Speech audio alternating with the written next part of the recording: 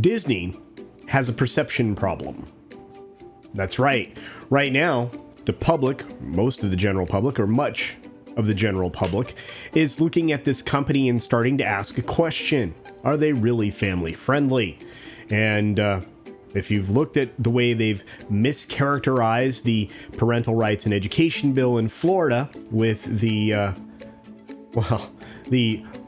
way it was couched by a particular group of organizations and the fact that they leaned very deeply into that, well, it's a fair question to ask. They're starting to run up against being at odds with their own narrative and their own narrative descriptions of their company. And the article that we're going to go over in just a minute will help illustrate that.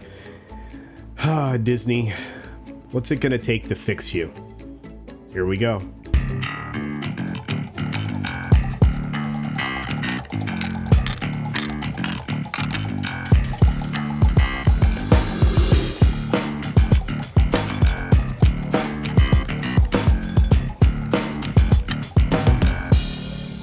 So Disney Plus is this interesting streaming platform. Okay, it's not that interesting. What was once promised by the previous, chief executive, Mr. or Uncle Bob Iger, depending upon how you want to refer to the weatherman, was supposed to be something where everything Disney would be available at all times. Well, that never actually turned out to be the case. There's a whole lot of things that were left off of the platform and continue to be left off there, in addition to things that are being censored and things that are being hidden and things that are being selectively edited. And you're going to see that more and more with a lot of these studio companies until they finally see the light. Setting that aside, Disney Plus isn't really a revenue stream. They don't make money from the service, and I don't think they're going to get anywhere close to making money in 2024 without drastically changing their model, which of course they're doing. Disney Plus is switching to a multi-tier situation, one of which will allow for ads at a discounted subscription price. But that comes along with its own problems. If you can see here from the article that I have pulled up, Disney Plus won't take ads for alcohol or politics to keep the venue family friendly. You have a huge problem there, Bob. You're already not family friendly. We just saw all of the recent Reimagine Tomorrow meetings in which you were featured in your own hostage video, essentially aligning yourself with radicalized agendas to promote and pitch well over 50% of your content in a particular way. That's well over the demographic representation in the United States, and led you into a situation where people changed the narrative around on you, calling you pro something that you don't like very much. In fact, I'll say it, pro grooming. That's a problem. I know you know that. You're not going to change the perception when you continue to have, content that is driven by agenda. You can have content that is friendly to everybody. You can have characters that represent one particular demographic or another. Continuing to shove Marxist ideology into everything is going to alienate you from your venue family friendly preferred appearance or preferred perception. That's probably the right way to say it. From the article, it says, not every marketer is likely to get its commercials on the new ad-supported version of Disney Plus, the popular streaming service home to Marvel movies and the Star Wars series and hours of signature kids programming. We need to watch some of the new kids programming to see if it's still signature or family friendly, is about to unveil a new ad-supported tier. Yes, because in order to make that profitability number, they need to actually generate some real revenue.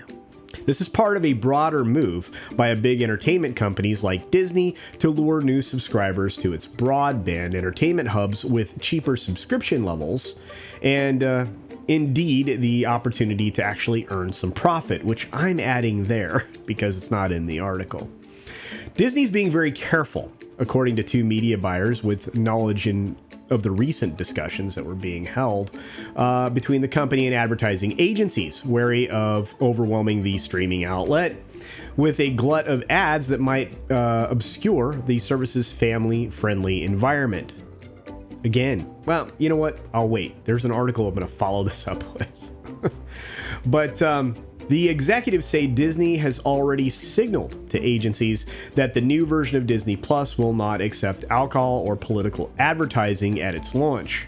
What's more, the Disney service will not take ads from rival outlets or entertainment studios in a bid to prevent rivals from luring its subscribers amid a fierce round of Hollywood streaming wars. Actually, I've got a video coming out here soon talking about the shift in the streaming wars, but we'll leave that on ice for now. According to two media buyers, Disney will be cautious about running ads or running commercials alongside shows aimed at preschool audiences.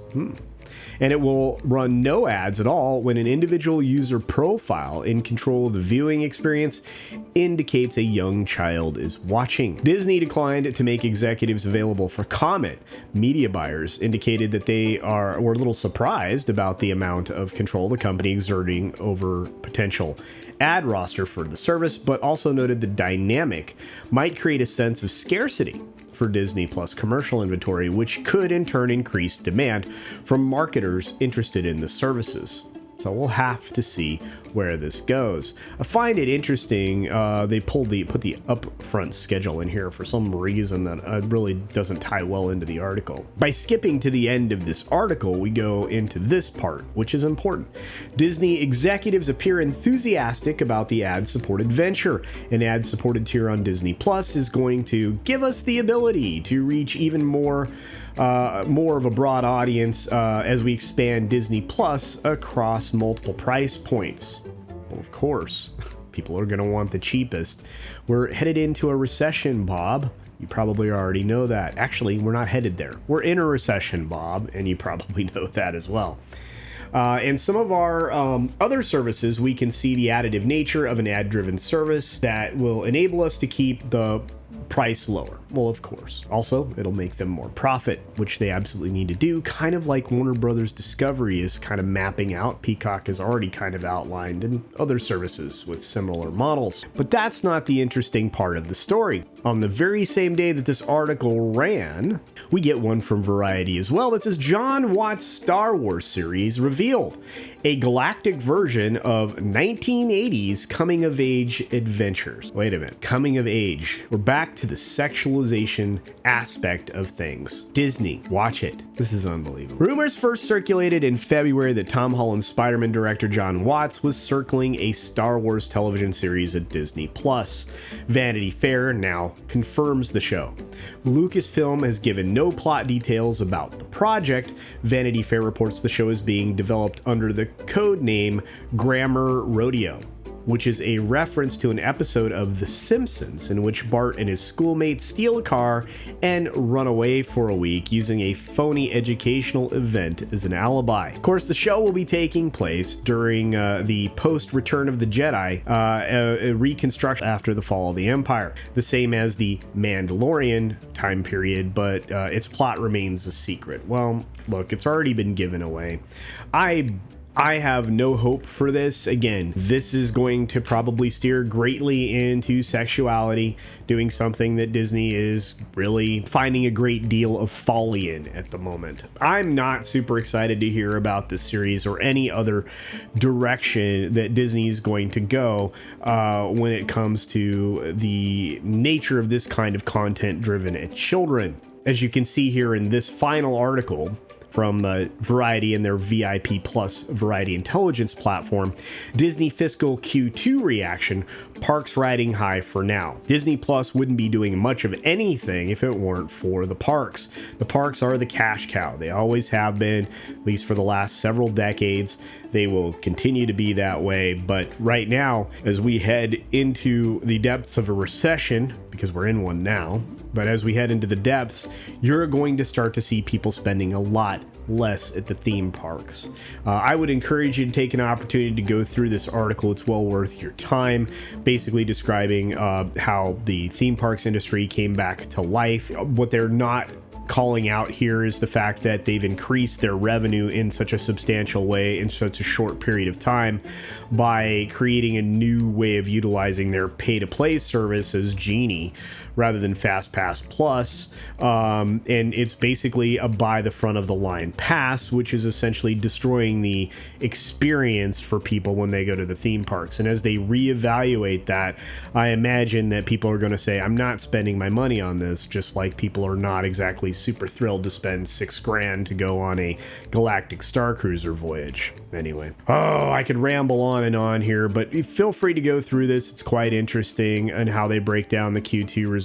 And again, point out the fact that it's really the theme parks carrying the gig, and Disney stock's down 30%. It could go lower. I have a feeling we're going to see it go sub 100 and stay there for a while in the near future, especially as more of these, bad stories come to light. If you watched a video yesterday from Park Hop and Jay, Drunk 3PO over there, did showing that they could potentially use a pass holder lawsuit in California, which would obviously spark one in Florida as well for pass holders, because the no blackout dates clause on the pass is violated by the park reservation system, which I agree with wholeheartedly, and so does a judge in California, which is surprising, basically saying that there's plenty of evidence to suggest that consumers believe no blackout dates means they can go to the park at any time, anywhere, any day.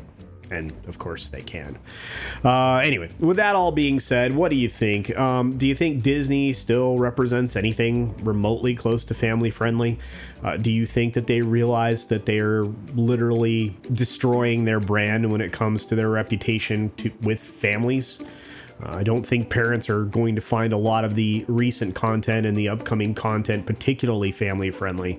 We'll have to see what happens within the advertising space as well. But hey, I'm just curious what you think. Use the comment section down below and let me know. I would appreciate it. With that being said, support other independent creators here on the platform. They absolutely do deserve it. They're not getting the kind of recognition that they truly deserve. And of course, I would appreciate you just sharing out this video, hitting the like button, subscribing if you're not subscribed. I'd appreciate that too. And of course, if you leave a comment, I'll try to get back with you as soon as I possibly can. But be sure to take care of yourself, take care of others, wash your hands, of course, because it's good hygiene. And until next time, bye.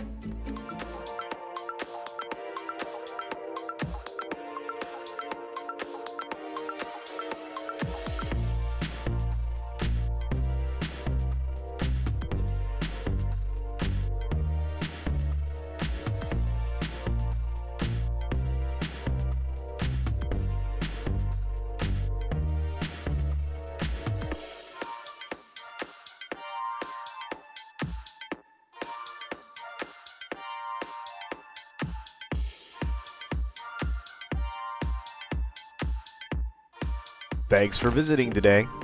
Be sure you're subscribed and hit that for alerts. Yay! Of course, like and share all of the videos that you can, as it helps with the algorithm.